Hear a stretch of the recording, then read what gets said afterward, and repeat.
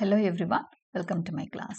இன்னைக்கு கிளாஸ்ல நாம பார்க்க போற topic The Age of Wordsworth. The Unit 1ல 7th topic அமைஞ்சிருக்கு. Okay, let us get into the class. Age of Wordsworth ஓட time span 1798 to 1832. Okay, the 1798 பத்தி நான் ஆல்ரெடி சொல்லியிருந்தேன். லிரிக்கல் பேலட்ஸ் பப்ளிஷ் பண்ண இயர், அந்த இயர்ல இருந்து தான் ரொமான்டிக் ஏஜ் இல்லைன்னா the age of Wordsworth ஆரம்பிக்குது. It's also known as the age of romantic triumph or romantic age. Okay, so introduction. The age of Wordsworth பாருங்க டைம் ஸ்பான் வந்து 34 years தான், 1798 to 1832. It occupies a glorious and revolutionary position in the history of English literature. அது வந்து ஒரு revolution மாதிரி தான் ஆகுது. ஏன்னா ஒரு 100 இயர்ஸ்க்கு மேல கிளாசிக்கல் ஐடியல்ஸை எல்லாம் ஃபாலோ பண்ணிட்டு இருக்காங்க. அங்கேருந்து அப்படியே மாறி ரொமான்டிக் ஏஜுக்கு வருது. மெதுவாக மாறிச்சு. பட் இந்த 30 இயர்ஸ் கம்ப்ளீட்டாக ஃபுல்லாக ரொமான்டிக் ஏஜாக நம்ம பார்க்குறோம். It extends from the publication of lyrical ballads in 1798 to the Reform Bill of 1832. So lyrical பேலட்ஸில் ஆரம்பித்து ரீஃபார்ம் பில்ஸ் பப்ளிகேஷன் வரைக்கும் இந்த ஏஜ் போகுது. The period takes its name from William Wordsworth. 1770 to 1850 தான் அவரோட வாழ்ந்த காலம். Who along with Samuel Taylor Coleridge began the romantic movement in England. So romantic movement வைக்கிறதே வேர்ட்ஸ்வர்த் தான் அலாங் வித் கோல்ரிட்ஜ். ஏன் அலாங் வித் கோல்ரிட்ஜ்? இவரும் கோல்ரிட்ஜும் சேர்ந்து தான் லிரிக்கல் பேலட்ஸை பப்ளிஷ் பண்ணுறாங்க. லிரிக்கல் பேலட்ஸ் அப்படிங்கிறது collection of poem, poetry book தான் அது. ரெண்டு பேருமே நிறைய போயம்ஸ் அதில் கான்ட்ரிபியூட் பண்ணியிருக்காங்க, வேர்ட்ஸ்வர்த்தும் கோல்ரிட்ஜும். ஓகே, நான் the age marks the complete triumph of romanticism over 18th century classicism. ஒரு விக்டரி மாதிரி 18th century ஃபுல்லாக நம்ம 1660லேருந்தே பார்த்தீங்கன்னா கிளாசிசிசம் ஐடியல்ஸ் தான் இருக்குது. ஹீரோயிக் கப்லெட்ஸ் கிட்டத்தட்ட 140 இயர்ஸ் அப்படி டாமினேட் பண்ணிட்டு இருந்த ஒரு விஷயத்த மாற்றுது ரொமான்டிசிசம். அதனால தான் இதை ரொமான்டிக் ட்ரையம்ஃப்னு சொல்கிறாங்க. Reason, order, restraint, artificial poetic diction இதெல்லாம் தான் பார்த்துட்டு இருந்தோம். இதெல்லாம் it gave way to imagination, emotion, nature, freedom and individuality. So இது இடத்துல இப்போ எதெல்லாம் ஆக்கிரமிக்குது? கற்பனை, இமேஜினேஷன், இமோஷன், உணர்ச்சிகள், நேச்சர், இயற்கை, ஃப்ரீடம், சுதந்திரம், இண்டிவிஜுவாலிட்டி, தனித்துவம், இது எல்லாமே வர ஆரம்பிக்குது. Okay, literature no longer followed fixed rules or classical models. Instead it emphasize spontaneities, personal experience and creative freedom. இப்போ லிட்ரேச்சர்ல வந்து ஃபிக்ஸட் ரூல்ஸ் எல்லாம் கிடையாது. ஒரு இப்படி தான் எழுதணும் அப்படின்லாம் கிடையாது. ஸ்பான்டேனியஸ் ஓவர்ஃப்ளோ, அப்படியேவும் தங்கு தடையின்றி அப்படியே ஒரு உணர்ச்சி பிரவாகமாக மேலே வர்றது தான் போயட்ரின்ட்டு இருக்கு. The age of Wordsworth was deeply connected with the French Revolution. The political spirit of liberty, equality and fraternity influenced literature profoundly. So இந்த டைமில் ஃப்ரெஞ்ச் ரெவல்யூஷன் நடக்குது. இந்த ஃப்ரெஞ்ச் ரெவல்யூஷனை வந்து ஆரம்பத்தில் இந்த ரொமான்டிக் போய்ட்ஸ் எல்லாம் ஆதரிப்பாங்க. ஏன்னா அதோட political spirit of liberty, equality, fraternity எல்லாமே இதோட கொஞ்சம் ரிலேட்டடாக இருந்ததுனால. The revolutionary movement and the romantic movement were two sides of the same spirit. கிட்டத்தட்ட ஒரே ஸ்பிரிட் தான் ஃப்ரெஞ்ச் ரெவல்யூஷனுக்கும் எதுக்கும் ரொமான்டிக் ட்ரையம்ஃப்க்கும் ரொமான்டிக் ஏஜுக்கும். ஆனால் இது வந்து பின்னாடி ரெவல்யூஷன் வந்து ரொம்ப ரத்த கலரி ஆயிட்டு இருக்கும். அந்த நேரம் இந்த ரொமான்டிக் போய்ட்ஸ் எல்லாமே பின்வாங்கிடுவாங்க, அதை சப்போர்ட் பண்ண மாட்டாங்க.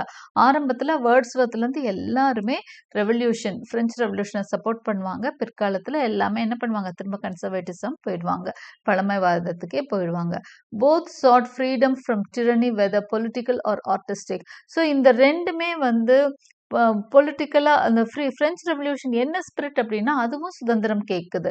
ஒரு டிரனிக்கல் ஆட்டிடியூடில் இருந்து பொலிட்டிக்கலாக ஒரு மாதிரி டைரனி இருக்கும் இல்லையா, கொடுங்கோல் ஆட்சியிலேருந்து ஒரு விடுதலை. அதே மாதிரி தான் ரொமான்டிசிசமும் ஒரு இரும்பு பிடியில் இருந்து இந்த கிளாசிக்கல் ஐடியல்ஸ் தான் ஃபாலோ பண்ணணும்னு இரும்பு பிடியில் இருந்த போய்ட்ரியை வெளியே கொண்டு வந்தது இல்லையா. ஸோ இதுவும் எப்படி அப்படின்னா ஒரு ஃப்ரீடமை லாங் பண்ணுற ஒரு விஷயம் தான் ரொமான்டிக் ஐடியல்ஸும்.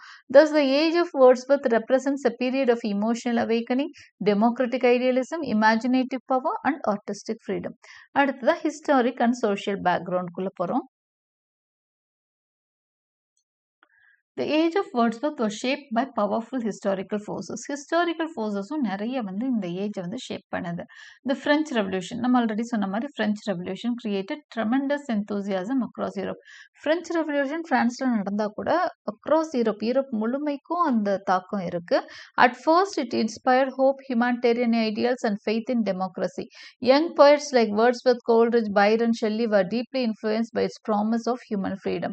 அப்போ ஆரம்பத்துல எப்படி இருக்கு அப்படின்னா, அந்த பிரெஞ்சு ரெவல்யூஷன் நிறைய நம்பிக்கையை கொடுக்குது மக்களுக்கு. ஹியூமானிடேரியன் மனித நேயத்தை தான் வளர்க்குற மாதிரி பேசிச்சு.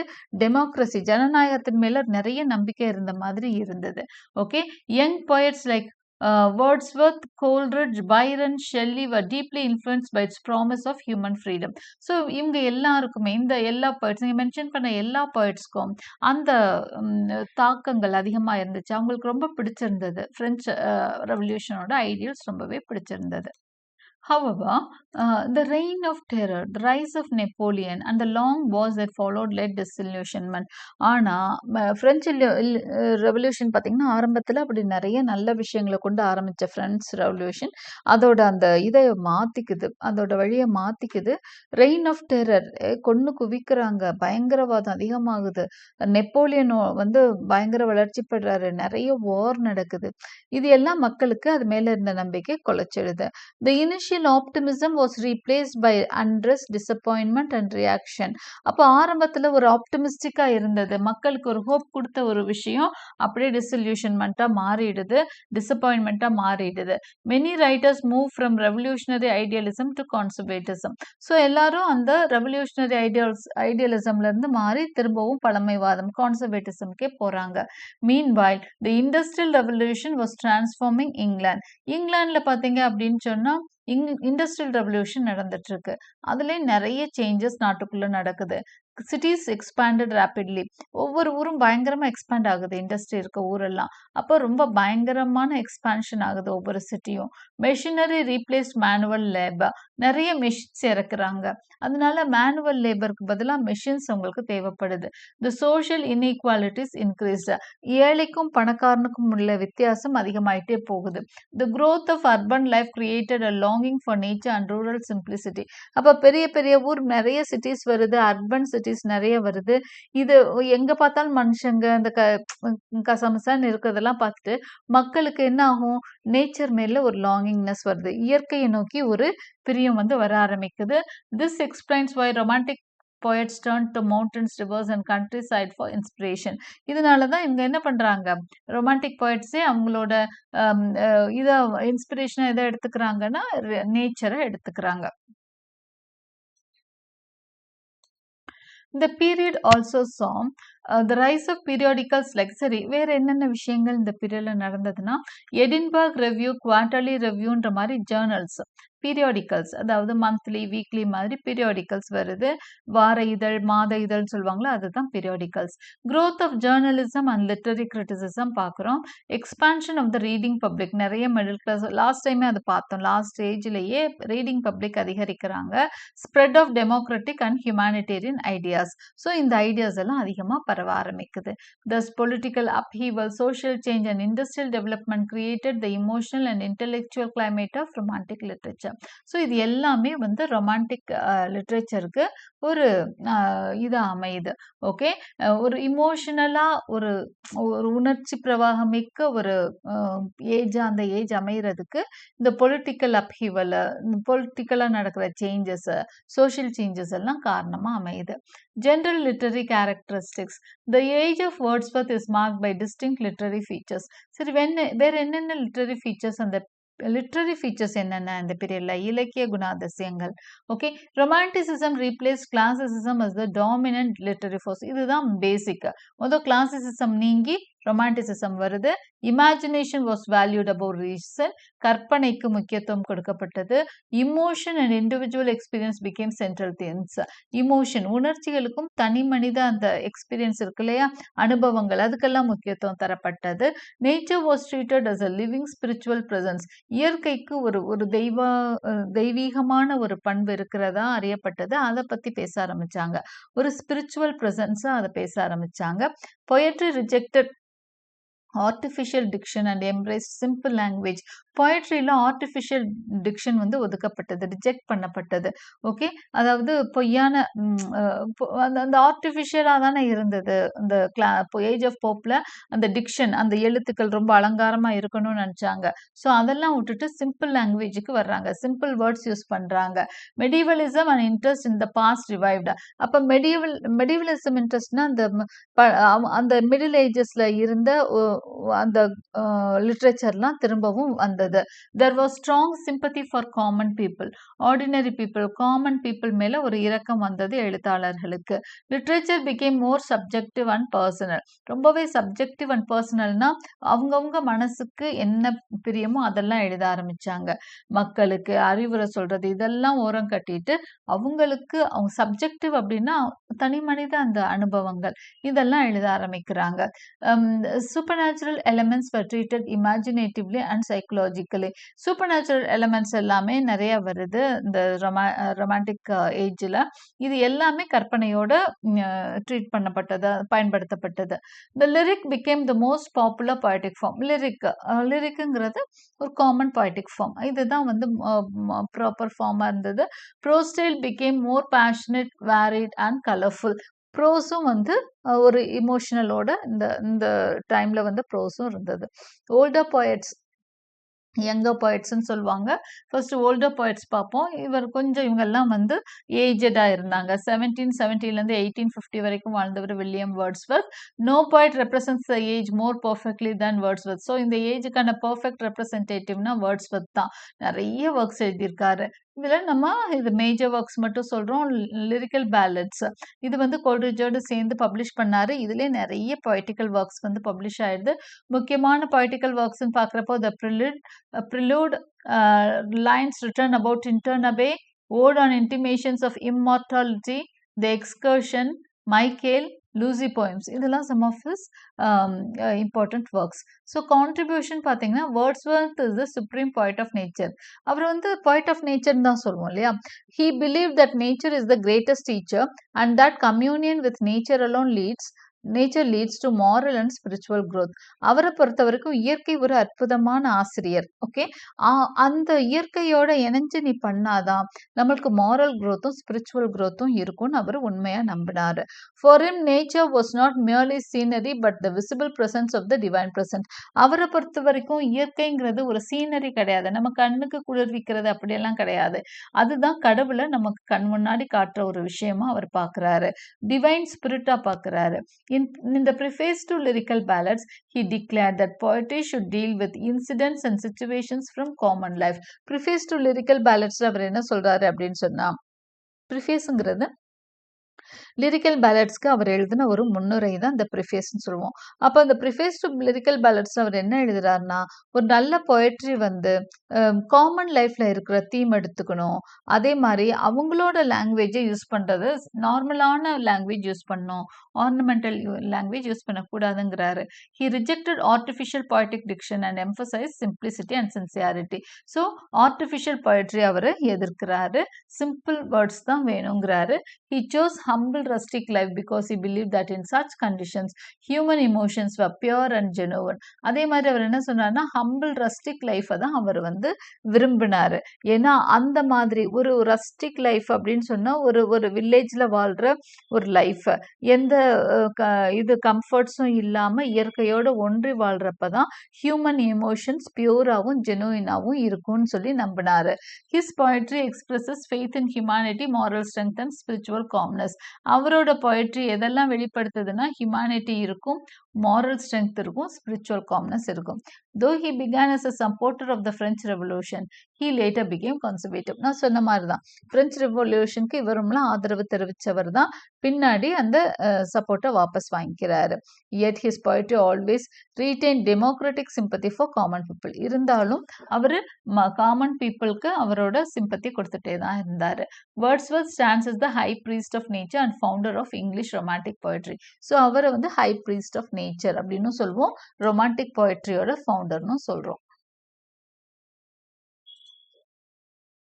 அடுத்த பாயிண்ட் வந்து நம்மளுக்கு S T Coleridge, Samuel Taylor Coleridge. அவரோட முக்கியமான ஒர்க்ஸ் பாருங்க, the ancient mariner, Christabel, Kubla Khan, Ode on Dejection, Biographia Literaria. Coleridge represents the romantic imagination and supernatural element in poetry, while Wordsworth focused on ordinary life. Coleridge chose supernatural themes. இப்போ Coleridge பார்த்தீங்கன்னா அந்த romantic imagination super natural எலமெண்ட்டையும் அவர் வந்து அதிகமாக represent பண்ணுறாரு.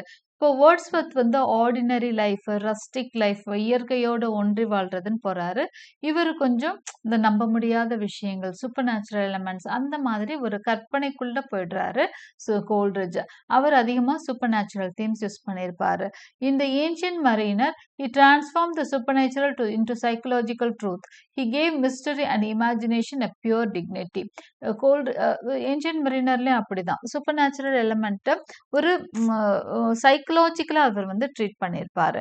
அதே மாதிரி Coleridge also made significant contributions to literary criticism. Literary கிரிட்டிசிசமும் அவர் ப்ரொவைட் பண்ணியிருக்காரு. Is Biographia Literaria establish romantic principles in theory.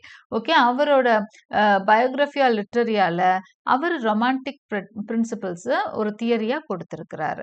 Okay, இவரோட ஒர்க்ஸ் பார்த்தீங்கன்னா கொஞ்சம் ஃப்ராக்மெண்ட்ரியா இருக்கும்னா இவரால் உட்காந்து கண்டினியூஸாக ஒர்க் பண்ண முடியாது. Was a drug addict. Okay, அதனால அவரால் கண்டினியூஸாக எந்த ஒர்க்கும் ஃபுல்ஃபில் பண்ண மாட்டார். ஃப்ராக்மெண்ட்ரியா இருக்கும். ஒரு அவுட்லைன் கொடுத்துருப்பாரு, இல்லைன்னா பாதியோட விட்டுருப்பாரு. வால்டர் ஸ்காட் இவர் பார்த்தீங்கன்னா அவரோட முக்கியமான ஒர்க்ஸ் பாருங்க. The lay of the last minstrel பொயட்ரியில் இது. ஓகே, ஆரம்பத்தில் பொயட்ரி எழுதுவார் வால்டர் ஸ்காட். அப்புறம் பொயட்ரியை விட்டுட்டு அவர் வந்து ஹிஸ்ட்ரி நாவல்ஸ் எழுத போயிடுவார். பொயட்டிக்கல் ஒர்க்ஸ் அப்படின்னு பார்த்தீங்கன்னா the lay of the last minstrel, Marmion, the lady of the lake, இது மூணும் அவரோட works of poetry. Works novels பார்த்தீங்கன்னா நிறைய எழுதியிருக்காரு. 20க்கு மேலே எழுதியிருக்காரு. இதில் முக்கியமானது மட்டும் இங்கே நான் லிஸ்ட் அவுட் பண்ணியிருக்கேன். Waverley, Ivanhoe, the heart of Midlothian, Rob Roy, old mortality. Okay, Scott revived interest in medieval romance and Scottish history. இவரோட நாவல்ஸ் வந்து என்ன பண்ணோம், மெடிவல் ரொமான்ஸ்குள்ளே போயிடும். அந்த மிடில் ஏஜஸில் இந்த ரொமான்டிக் ஹீரோஸ் பற்றிலாம் நிறைய சொல்லியிருப்பாரு. ஸ்காட்டிஷ் ஹிஸ்ட்ரி பற்றியும் நிறைய எழுதியிருக்காரு. In poetry he popularise narrative romance. பொயட்ரிலையும் பாப்புலர் ரொமான்ஸ் பற்றி எழுதியிருக்கிறார், நரேட்டிவ் ரொமான்ஸ் பற்றி எழுதியிருக்காரு. ஃபிக்ஷனில் ஹிஸ்டாரிக்கல் நாவலுக்கு இம்பார்ட்டன்ஸ் கொடுத்துருக்காரு. He combined historical events with fictional characters, making the past vivid and human. His novels blends romance and realism. So historical novels எழுதுறதுனால அப்படியே உண்மையே பிரதிபலிக்குதானா? இல்லை, அதில் வந்து உண்மையும் கற்பனையும் கலந்துருக்கும். எப்போவுமே லிட்ரரி ரைட்டர்ஸ் எழுதுகிறப்போ கற்பனையோடு சேர்ந்து தான் உண்மை எழுதுவாங்க. அப்போ அது ரொம்பவே என்னவா இருக்கும், மனசுக்கு ரொம்ப இதமாக இருக்கும். ஓகே, ஸோ அப்படியே பிளெயினாக எழுதுகிறப்போ அதை வந்து படிக்கிற மாதிரி தான் இருக்கும். ஒரு பிரெயினுக்கு மட்டும்தான் நம்மளுக்கு போகும் விஷயம். ஆனால் ஹிஸ்டோரியன்ஸ் எழுதுகிறப்போ, ஆனால் லிட்ரரியன்ஸ் எழுதுகிறப்போ அதுவே நமக்கு மனசுக்கும் இதமாக இருக்கும். ஓகே, ஒரு novels blends romance with realism அப்படிங்கிறாங்க. ரொமான்ஸ் ஒரு அழகு, ஒரு கவிதை, ஒரு கவிதை மாதிரி ஒரு காதலோட அன்போடு அந்த விஷயத்த ரியாலிசமாக சொல்லியிருப்பாரு. ரொமான்ஸும் இருக்கும், ரியாலிசமும் இருக்கும். Though not philosophically deep as Wordsworth, Scott was immensely popular and influential. Wordsworth அளவுக்கு இவர் பெரிய philosophical writer இல்லைனாலும் ஸ்காட் வந்து ரொம்ப பிரபலமான ஆத்தராக இருந்தார். அடுத்து யங்கர் போய்ட்ஸ்ன்னு பார்த்தீங்கன்னா Lord Byron, Childe Harold's Pilgrimage, Don Juan, Manfred Cain, இந்த நாளும் இவரோட முக்கியமான ஒர்க்ஸ். லார்ட் பைரன் ரொம்ப ஃபேமஸாக இருந்தார் அவர் பீரியடில். Okay, Byron represents rebellion, passionate individualism. He expressed the spirit of revolt against society, religion and moral conventions. இவர் ஒரு ரிபல்லா பார்க்குறோம், புரட்சி செய்யக்கூடிய ஒருத்தராக பார்க்குறோம். அவர் வந்து ஒரு பேஷனேட் இண்டிவிஜுவலிசம், ஒரு தனித்துவமும் இருந்தது, ரொம்ப இமோஷனலான ஒரு தனித்துவம் இருந்தது. His heroes are proud, isolated and defiant. இவரோட ஹீரோஸ், இவரோட கதாநாயகர்கள் எல்லாமே ரொம்ப ஒரு கர்வமோடு இருக்கிறவங்களா படைச்சிருந்தாரு. He attacked hypocrisy and tyranny. இவர் வந்து இந்த பொய் வேடம், இந்த ஹிப்போக்ரஸி, ஏமாத்துறவங்களை எல்லாத்தையும் அதிகமாக இவரோட ஒர்க்ஸில் சாடியிருப்பார். Though he admired classical poets, his practical influence strengthened romanticism. Byron's poetry is powerful, energetic and emotionally intense. He became the symbol of revolutionary individualism. So இவரோட poetry வந்து பவர்ஃபுல்லாக, எனர்ஜெட்டிக்காக இருக்குது, இன்டென்ஸாக இருக்குது, ரொம்ப அப்படியே தீவிரமாக இருக்குது, உக்கிரமாக இருக்கும். அந்த இது வந்து இன்டென்ஸாக ஃபீல் பண்ண முடியும். Okay. He became the simple of revolutionary individualism. So அவர் வந்து ஒரு ரெவல்யூஷனரி இண்டிவிஜுவலா நம்ம பைரன் அறியப்படுறாரு. அடுத்து பெர்சி பிஷ் ஷெல்லி, இவர் வந்து ப்ராமித்தியஸ் unbound, Ode to the West Wind, The Skylark, Adonis, Revolt of Islam. இது இவரோட முக்கியமான works. So Shelley is the revolutionary idealist. இவரும் ஒரு புரட்சிகரமான எழுத்தாளர் தான். Unlike Byron's destructive rebellion, Shelley believed in hope and generation. Byron கிட்ட ஒரு பெசிமிசம் இருக்கும், டிஸ்ட்ரக்டிவ்னஸ் இருக்கும், ஒரு ஒரு அழிவை பத்தியும் அவர் பேசியிருப்பாரு. ஓகே. ஆனா ஷெல்லி கிட்ட ஒரு ஹோப் தெரியும். Okay. He had deep faith in liberty, love and human progress. இதெல்லாம் ஷெல்லி நம்புறாரு. சுதந்திரத்தையும் அன்பையும் ஹியூமன் ப்ரோக்ரஸையும் நம்புறாரு. Is lyrical genius ranks among the greatest in English poetry. இவரோட ஜீனியஸ் வந்து ஒன் ஆஃப் த கிரேட்டஸ்ட். இன்னைக்கு வரைக்கும் நம்ம ஷெல்லியை வந்து புகழ்ந்துட்டு தான் இருக்கோம். In Prometheus Unbound he symbolizes the triumph of humanity over tyranny. This poetry is musical, imaginative and visionary. So இவரோட ப்ராமித்தியஸ் அன்பவுண்ட் அப்படிங்கிறது லிரிக் ட்ராமா, இது ரொம்ப முக்கியமான ஒரு டிராமா. இது வந்து it symbolises the triumph of humanity over tyranny. அதாவது கொடுங்கோலுக்கு எதிராக மனிதம் எப்படி ஜெயிக்கிறதுன்றது தான் அந்த கதை சொல்லுது. Shelley is the prophet of idealism and spiritual freedom. அடுத்ததா கீட்ஸ். நமக்கு தெரியும் ரொமான்டிக் போய்ட்ஸ்னாலே வேர்ட்ஸ்வர்த், ஷெல்லி, கீட்ஸ்னுவோம். இல்லை வேர்ட்ஸ்வர்த், கோல்ரிட்ஜ் வந்து ஓல்டர் போய்ட்ஸில் வந்துடுறாங்க. யங்கர் போய்ட்ஸில் பைரன், கீட்ஸ், ஷெல்லி இவங்கெல்லாம் வந்துடுறாங்க. இதுல கடைசியா கீட்ஸ் வருவார்னு நினைக்கிறேன். ஆமா. கீட்ஸோட முக்கியமான ஒர்க்ஸ் பாருங்க. Endymion, the eve of Saint Agnes, Lamia, Hyperion, odes. ஓட்ஸ்ன்னு பார்த்தீங்கன்னா 6 ஓட்ஸ் எழுதியிருப்பாரு. Ode to autumn, ode to a Grecian urn, ode to a nightingale, ode on melancholy, அப்புறம் ஓட் ஆன் சைக்கேன்னு ஒன்று வரும். ஓகே. Ode on indolence. இதெல்லாம் இவரோட odes. Contribution. Keats represents pure aestheticism. He believed that beauty is the ultimate truth. Keats represents pure aestheticism. அழகுக்கு ரொம்ப முக்கியத்துவம் கொடுப்பாரு. அந்த அழகை ரொம்ப ஆராதிக்கிறவர் தான் Keats. He believe that beauty is ultimate truth. அழகு தான் உண்மைன்ற நம்பினார். Beauty is a thing of beauty is a joy for எவர்னு சொன்னவர் அவர். Unlike Byron and Shelley, he avoided politics and social reform. இப்போ பைரனும் ஷெல்லியும் சோஷியல் ரிஃபார்ம் பற்றி, உலகத்தில் நடக்கிற விஷயங்களை எல்லாம் மனசுக்குள்ளே ஏற்றி அவங்க இது பண்ணுவாங்க. நல்லதை நம்பினா கூட சொசைட்டி பற்றி அவங்களுக்கு கன்சர்ன் இருந்தது. ஆனால் இவர் அதெல்லாம் இல்லை. அவர் எஸ்கேபிஸ்ட்னு சொல்லுவாங்க கீட்ஸை. அவருக்கு வந்து இதுலெல்லாம் இன்ட்ரெஸ்ட் இல்லை, பாலிடிக்ஸ் எல்லாம் இன்ட்ரெஸ்ட் இல்லை. அவர் வந்து he tries to escape into Greek mythology and medieval romance. அதுக்குள்ளே போயிடுறாரு.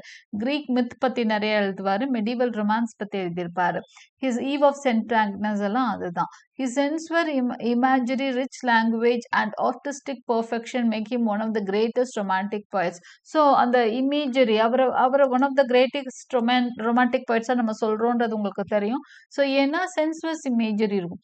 அவரோட அந்த ஓட் டு த நைட்டிங்கேல்லாம் அப்படியே வாசிட்டு வரப்பே நம்ம இது பண்ணிக்கலாம், சென்ஸ் பண்ணிக்கலாம். அந்த அவர் வர்ணிச்சிருக்கிறதுலே நமக்கு படமாவே கண்ணு முன்னாடி விரிஞ்சிரும். அந்த அளவுக்கு ஒரு இமேஜரி அவர் கொடுத்திருப்பாரு. ரிச் லாங்குவேஜ் இருக்கும், ஆர்டிஸ்டிக் பர்ஃபெக்ஷனும் அவர்கிட்ட இருக்கும். Though he died young, his odes represents the highest achievement of romantic art. அவர் வந்து டிபி வந்து சீக்கிரமே இறந்துட்டாரு. சின்ன வயசுல இறந்துட்டா கூட இவர், ஷெல்லி எல்லாமே, பைரன் எல்லாமே சீக்கிரம் இறந்துட்டாங்க. His odes represents the highest achievement of romantic art. இவரோட ஓட்ஸ் ஹையஸ்ட் அச்சீவ்மெண்ட்டாக பார்க்கலாம். நிறைய வந்து அந்த பெர்ஃபெக்ஷனை கொடுத்த ஒரு பொயட்டா நம்ம கீட்ஸை பார்க்குறோம். ப்ரோஸ் எப்படி இருந்தது இந்த ஏஜ்லன்னு தெரிஞ்சுக்கலாம். பொயட்ரி தான் ரொம்ப டாமினண்ட்டாக இருந்தது. இந்த ப்ரோஸ் ஆனாலும் ப்ரோஸும் எழுதினாங்க. The periods are the rise of modern reviews and magazine such as Edinburgh Review, Quarterly Review, Blackwood's Magazine. இது எல்லாம் வந்து இந்த பீரியட்ல வந்த ஜென்ரல் ப்ரோஸ்.